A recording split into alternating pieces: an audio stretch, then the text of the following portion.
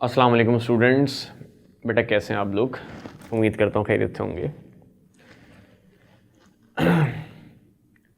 Liquids का portion जो है वो बेटा हम लोगों ने कंप्लीट कर लिया था। तो आज की बेटा इस क्लास में जो है वो सॉलिड स्टार्ट करने जा रहे हैं हम। और सबसे पहला काम जो हमने सॉलिड में करना है, जिस तरह हमने गैसेस का बिहेवियर पढ़ा था, लिक्विड में लिक्विड का बिहेवियर पढ़ा था, इसी तरह बेटा सॉलिड में हम पढ़ेंगे सॉलिड का बिहेवियर।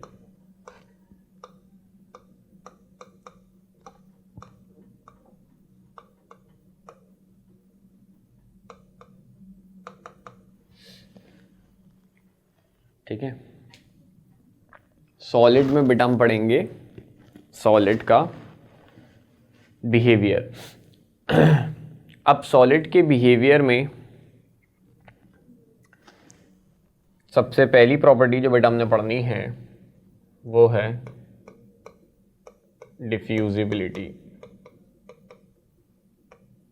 डिफ्यूजन या डिफ्यूजिबिलिटी। डिफ्यूज़ होने की सलाहियत को, डिफ्यूज़ होने की एबिलिटी को डिफ्यूजिबिलिटी कहते हैं। डिफ्यूजिबिलिटी क्या होती है बेटा? गैसेस में भी आप पढ़ चुके हो, लिक्विड में भी पढ़ चुके हो। सब्सटेंस के फैलने की सलाहियत को डिफ्यूजिबिलिटी कहते हैं। और मैंने कहा था कि डिफ्यूजिबिलिटी या डिफ्यूजन जो होती है बेटा वो दो चीज़ों की वजह से होती है। एक मॉलिक्यूल्स की मूवमेंट और दूसरा मॉलिक्यूल्स के बीच स्पेसेस। तो सॉलिड की अगर हम बात करें तो सॉलिड के मॉलिक्यूल्स के बीच में स्पेसेस नहीं होते, तो इस वजह से डिफ्यूजन सॉलिड में नहीं होती। मगर सॉलिड के मॉलिक्यूल अपनी जगह पे वाइब्रेट कर रहे होते हैं, तो ये जो वाइब्रेटरी मोशन है बेटा ये सॉलिड में डिफ्यूजन को कराता है। तो सॉलिड में भी डिफ्यूजन होती है मगर गैसेस और लिक्विड के मुकाबले में बहुत कम, क्योंकि गैसेस के मॉलिक्यूल बहुत दूर दूर हैं, उनमें डिफ्यूजन बहुत ज़्यादा है। लिक्विड के मॉलिक्यूल करीब है, इनमें डिफ्यूजन कम है। सॉलिड के मॉलिक्यूल बिल्कुल टाइटली पैक्ड हैं। मगर दूसरा रीज़न डिफ्यूजन का मॉलिक्यूल्स की मूवमेंट भी तो होती है। सॉलिड के मॉलिक्यूल अपनी जगह पे मूव करते हैं, तो इस वजह से सॉलिड में कह लो लिटिल अमाउंट में डिफ्यूजन हो जाती है। तो इसमें लिख देते हैं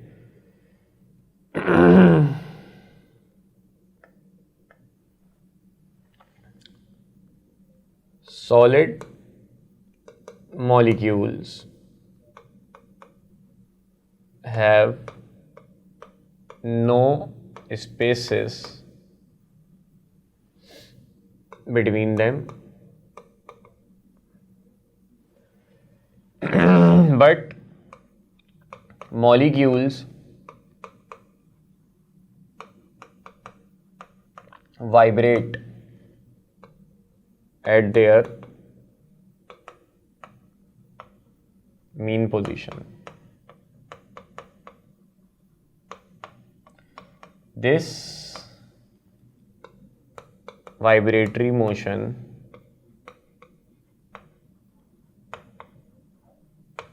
is responsible for diffusion in solids.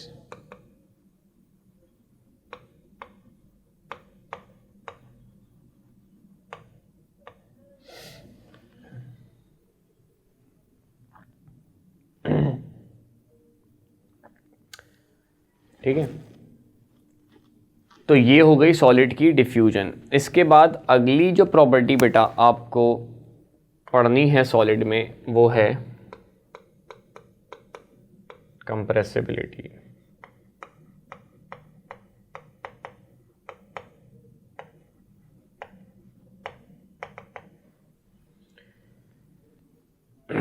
Compressibility यानी फोर्स लगा के मॉलिक्यूल्स को करीब करने की जो सलाहियत होती है बेटा वो आपकी कंप्रेसिबिलिटी कहलाती है।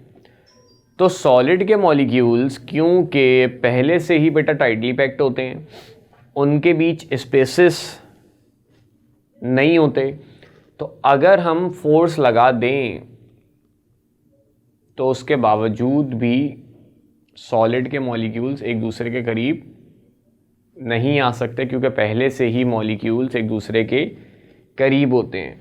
तो मैं इसको लिख देता हूं compressibility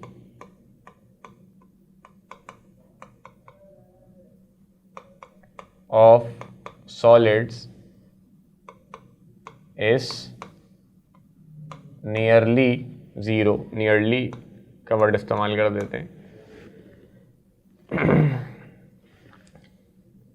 because molecules of solids are already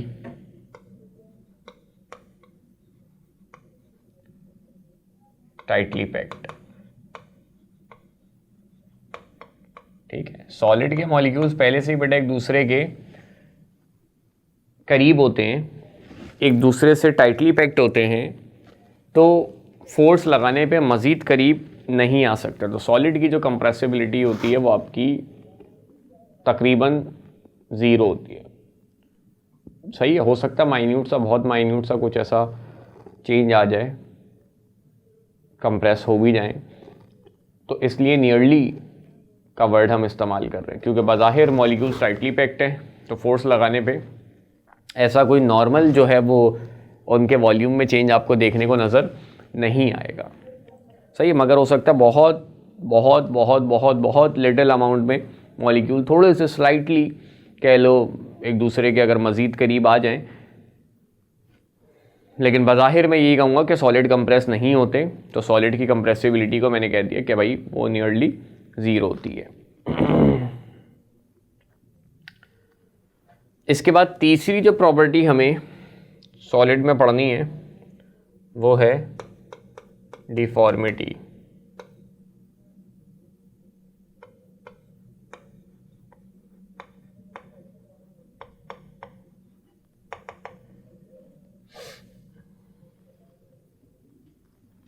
deformity क्या होती है भाई? सॉलिड के मॉलिक्यूल पहले से ही टाइटली पैक्ड हैं, फोर्स लगाने पे मज़ीद करीब जो हैं वो नहीं आ रहे, तो नॉर्मल फोर्स अगर मैं लगाऊंगा उसको तो वो बेयर कर लेंगे। अगर मैं बहुत ज़्यादा फोर्स अप्लाई कर दूंगा सॉलिड पे तो उसका कुछ ना कुछ तो अफेक्ट होगा ना, कुछ ना कुछ तो उससे होगा। तो क्या होता है, जब बहुत ज़्यादा फोर्स हम अप्लाई कर देते हैं सॉलिड पे, तो सॉलिड के कुछ मॉलिक्यूल्स अपनी जगह से उठते हैं और नई जगह पे चले जाते हैं, और फिर जब हम फोर्स को रिलीज़ करते हैं तब वो मॉलिक्यूल्स, क्योंकि सॉलिड के मॉलिक्यूल में फोर्स ऑफ अट्रैक्शन इतनी ज़्यादा होती है कि पहले तो जब वो पुरानी जगह पे मौजूद थे तो उनको वहाँ से हिलाने के लिए बहुत ज़्यादा फोर्स चाहिए थी। ऐसे नहीं मैं नॉर्मल सी फोर्स लगाऊंगा वो उठ के चले जाएंगे। उन फोर्सेस को ओवरकम करने के लिए आपको बहुत ज़्यादा फोर्स लगानी पड़ी, बहुत ज़्यादा पुश करना पड़ा, तो मॉलिक्यूल्स अपनी जगह से उठे और नई जगह पे चले गए। अब जैसे ही उनका कॉन्टैक्ट नए मॉलिक्यूल से हुआ तो नए मॉलिक्यूल्स के साथ भी उन्होंने इतनी ज़्यादा फोर्स बना ली, इतनी ज़्यादा उनकी बॉन्डिंग बन गई कि जब आप फोर्स को रिलीज़ करोगे तो वो मॉलिक्यूल्स वापस नहीं आ पाएंगे। इसका मतलब मॉलिक्यूल्स परमानेंटली आपके वहीं सेटल हो गए, तो इसका मतलब सॉलिड का शेप चेंज हो गया। इसका मतलब सॉलिड क्या हो गया? डिफॉर्म हो गया। सही है, फोर्स लगाने पे शेप का चेंज हो जाना, इस चीज़ को कहते हैं डिफॉर्मिटी। गैसेस में और लिक्विड में तो ऐसा नहीं होता, क्योंकि गैसेस में और लिक्विड में जब हम फोर्स लगाते हैं तो उनके मॉलिक्यूल्स के बीच स्पेसेस होते हैं, वो करीब आ जाते हैं। मगर सॉलिड के मॉलिक्यूल बेटा पहले से ही टाइटली पैक्ड होते हैं, उनका एक डेफिनेट शेप होता है, तो जब उन पर बहुत ज़्यादा फोर्स हम लगाते हैं तो उनका शेप चेंज हो जाता है। जबकि गैसेस और लिक्विड में तो हम पढ़ते हैं उनका वैसी कोई डेफिनेट शेप नहीं होता। तो सॉलिड पे जब हम बहुत ज़्यादा फोर्स अप्लाई कर देते हैं बेटा तो उनके कुछ मॉलिक्यूल्स उठ के नई जगह पे चले जाते हैं, और नई जगह पे जाने के बाद उनके नए मॉलिक्यूल्स के साथ बॉन्डिंग इतनी स्ट्रॉन्ग हो जाती है कि फिर वो दोबारा अपनी ओरिजिनल हालत में वापस नहीं आते, और सॉलिड कह लो आपका डिफॉर्म हो जाता है, शेप चेंज हो जाती है उसको। तो इस प्रॉपर्टी को हम डिफॉर्मिटी कहते हैं। तो इसमें लिखते हैं solids change their shape by applying pressure.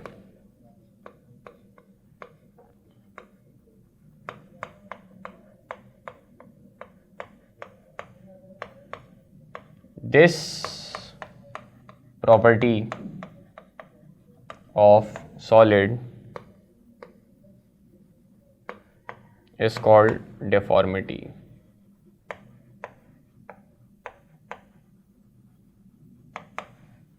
सही है।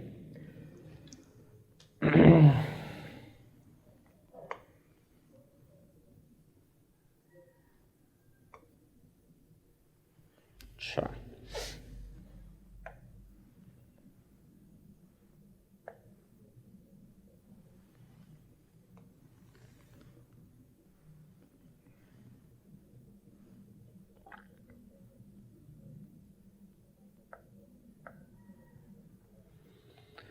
चौथी प्रॉपर्टी है किसकी? मेल्टिंग। मेल्टिंग आप सबको पता है बेटा, सॉलिड का लिक्विड में कन्वर्ट होना, इस प्रोसेस को हम मेल्टिंग, सही है, या फिर फ्यूजन बोलते हैं। अब सॉलिड कब मेल्ट होता है बेटा? हीट करने पे। तो हीट करने पे ऐसा क्या होता है कि सॉलिड मेल्ट हो जाता है? भाई जब हम हीट करते हैं तो मॉलिक्यूल्स की काइनेटिक एनर्जी बढ़ती है, उनकी वेलोसिटी बढ़ती है, तो उनके बीच की जो फोर्सेस हैं वो वीक हो जाती हैं। जब फोर्सेस वीक हो जाएंगी तो आपका जो सॉलिड है वो बेटा किस में कन्वर्ट हो जाएगा? लिक्विड में कन्वर्ट हो जाएगा। क्योंकि सॉलिड, लिक्विड और गैस, इनमें क्या फ़र्क होता है कि भाई सॉलिड के मॉलिक्यूल की अगर हम एनर्जी बढ़ा दें तो वो लिक्विड में कन्वर्ट हो जाएगा, लिक्विड के मॉलिक्यूल की एनर्जी बढ़ा दें तो वो गैस में कन्वर्ट हो जाता है।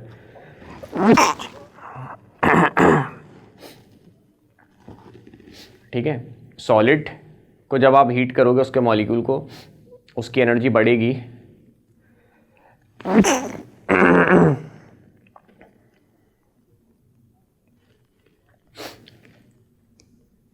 इसको बीच से कट कर दीजिएगा।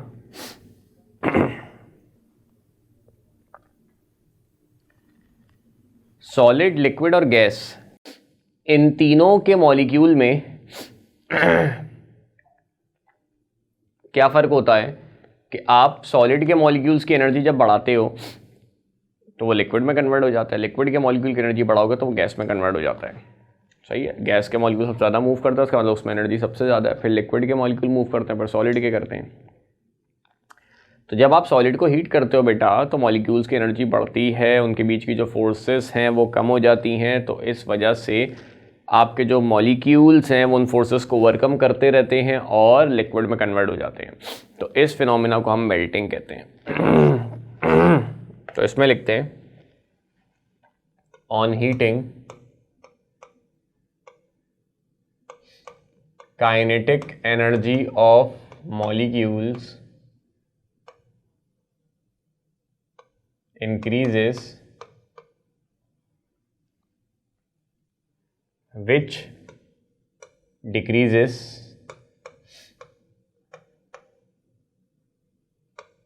intermolecular forces.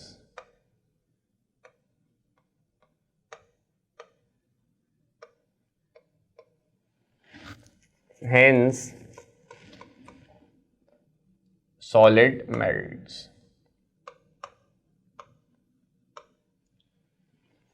ठीक है, अब मेल्टिंग जिस टेम्परेचर पे होती है बेटा, उस टेम्परेचर को हम क्या कहते हैं? मेल्टिंग पॉइंट कहते हैं। तो कौन कौन से फैक्टर्स हैं जो कि मेल्टिंग पॉइंट को चेंज करते हैं, उसको भी यहीं पे पढ़ लेते हैं। Factors affecting melting point. सही है, कौन कौन से फैक्टर्स हैं जिन पे मेल्टिंग पॉइंट जो है आपका वो डिपेंड करता है? तो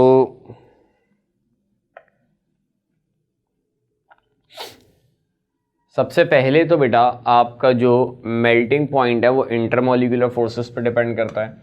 और मेल्टिंग पॉइंट इंटरमॉलिक्यूलर फोर्सेस के डायरेक्टली प्रोपोर्शनल होता है।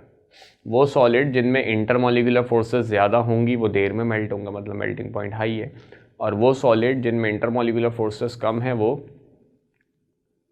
जल्दी मेल्ट हो जाएंगे। दूसरा, मेल्टिंग पॉइंट का इम्प्योरिटीज़ के साथ बेटा इन्वर्स रिलेशन होता है।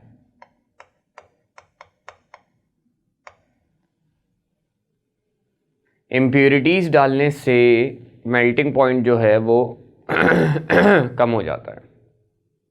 आपने इसकी प्रैक्टिकल एग्जाम्पल भी देखी होगी सेकेंड ईयर पढ़ते हुए। डाउन सेल में NaCl का मेल्टिंग पॉइंट 801 डिग्री सेंटीग्रेड होता है, उसको कम करने के लिए कैल्शियम क्लोराइड डालते हैं, जिससे NaCl का मेल्टिंग पॉइंट 801 से 600 हो जाता है। इसी तरह एलुमिना की इलेक्ट्रोलिसिस में एलुमिना का मेल्टिंग पॉइंट 1300 से 1400 डिग्री सेंटीग्रेड होता है। इसके मेल्टिंग पॉइंट को कम करने के लिए हम क्रायोलाइट डालते हैं, जिससे वो मेल्टिंग पॉइंट 950 पे आ जाता है।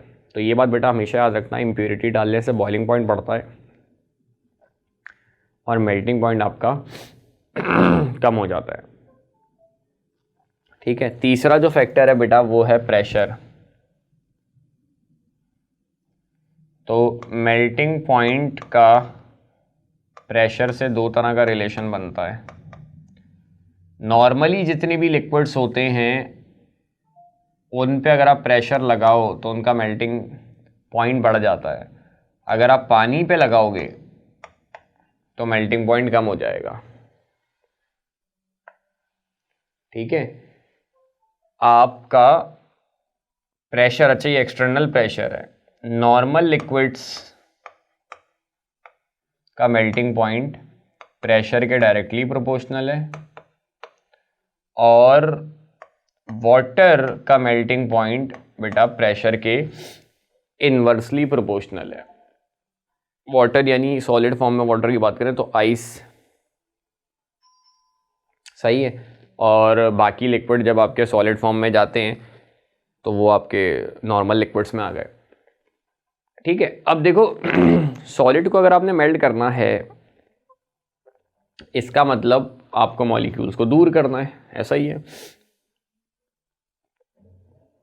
अब आप खुद सोचो, प्रेशर बढ़ा रहे हो, प्रेशर बढ़ा रहे हो तो मॉलिक्यूल्स करीब आ रहे हैं, तो वो लिक्विड की जगह सॉलिड में जाएगा। समझ रहे हो? आपको सॉलिड को मेल्ट करना है, इसका मतलब आपको क्या करना है, मॉलिक्यूल्स को दूर करना है। कोई भी चीज़ जब सॉलिड से लिक्विड में जाती है तो वो एक्सपेंड होती है, तो मॉलिक्यूल्स को आपने फैलाना है। अब अगर आप प्रेशर बढ़ाओगे तो मॉलिक्यूल्स उल्टा और करीब आएंगे, तो इसका मतलब मेल्ट करना और मुश्किल है, देर में जाके मेल्ट होगा, तो मतलब मेल्टिंग पॉइंट ज़्यादा है। सही है। तो नॉर्मल लिक्विड्स में प्रेशर बढ़ाने पे उनका मेल्टिंग पॉइंट बेटा बढ़ जाता है। ज़्यादा प्रेशर लगाओगे तो ज़्यादा देर में जाके मेल्ट होंगे, जबकि पानी के साथ उल्टा होता है। पानी पे जब आप प्रेशर लगाते हो तो पानी का मेल्टिंग पॉइंट कम हो जाता है, क्योंकि पानी यानी आइस जब लिक्विड में कन्वर्ट होती है, तो लिक्विड्स वाले पोर्शन में हमने ये चीज़ पढ़ी थी कि पानी यानी आइस जब लिक्विड में कन्वर्ट होती है, पानी में कन्वर्ट होती है, तो वो एक्सपेंड होके कन्वर्ट नहीं होती, कॉन्ट्रैक्ट होके कन्वर्ट होती है। पानी जब बर्फ बनता है तो वो एक्सपेंड होता है, और बर्फ जब पानी बनता है तो कॉन्ट्रैक्ट होता है। तो अब अगर आप बेटा प्रेशर बढ़ा रहे हो तो उसका मतलब कॉन्ट्रैक्ट होगा, और कॉन्ट्रैक्ट होने पे जो है पानी आपका लिक्विड फॉर्म में H2O जो है वो आपका लिक्विड फॉर्म में ही तो कन्वर्ट होता है, क्योंकि वो सॉलिड फॉर्म में एक्सपेंड होके बनता है। तो अगर आप एक्सपेंड करोगे तो ज़्यादा आइस बनेगी। तो अगर आप कॉन्ट्रैक्ट कर रहे हो, प्रेशर बढ़ा रहे हो, कॉन्ट्रैक्ट कर रहे हो, तो इसका मतलब ज़्यादा लिक्विड फॉर्म में वो कन्वर्ट होगा, तो इसका मतलब जल्दी जल्दी मेल्ट होना शुरू हो जाएगा। मेल्टिंग पॉइंट क्या हो जाएगा बेटा, कम हो जाएगा। प्रैक्टिकली भी अगर इस चीज़ को आपने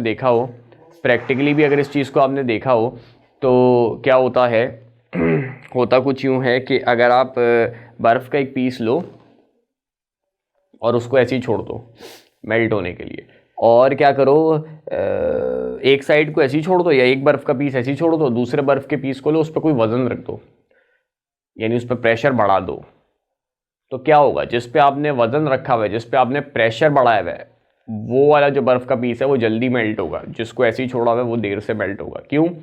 प्रेशर बढ़ाया हुआ है तो पानी का मेल्टिंग पॉइंट कम हो जाएगा, यानी आइस का मेल्टिंग पॉइंट, पानी का मतलब सॉलिड फॉर्म में जब पानी है, आइस मेल्टिंग पॉइंट कम हो जाएगा, जल्दी मेल्ट होगा। नॉर्मली जो आपने छोड़ा है वो देर में मेल्ट होगा।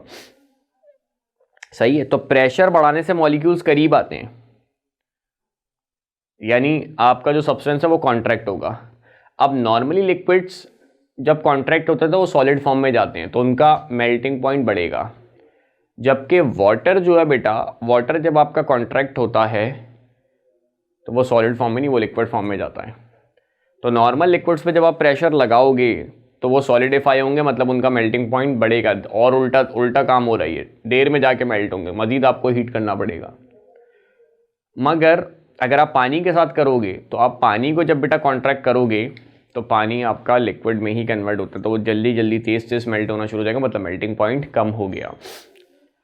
सही है। तो ये 3 फैक्टर्स हैं बेटा जिन पे आपका मेल्टिंग पॉइंट डिपेंड करता है। मेल्टिंग का प्रोसेस हम पढ़ रहे थे तो साथ साथ मैंने आपको मेल्टिंग पॉइंट और उसके फैक्टर्स भी बता दिए।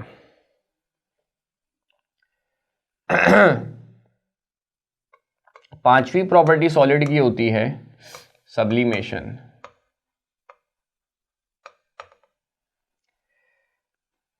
सब्लिमेशन क्या है?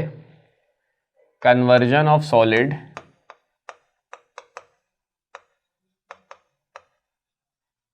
Directly into gas.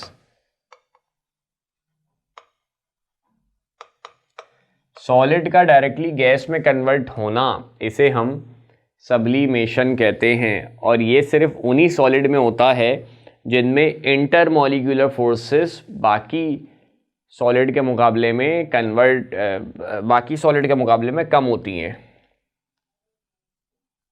तो solid of week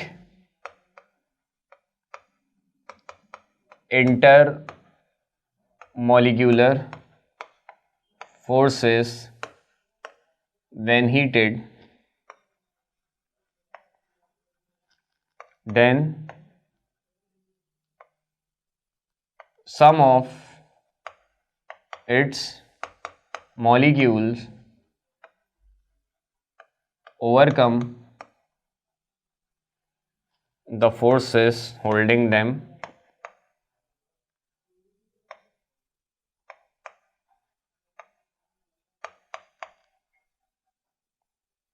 and change into vapours.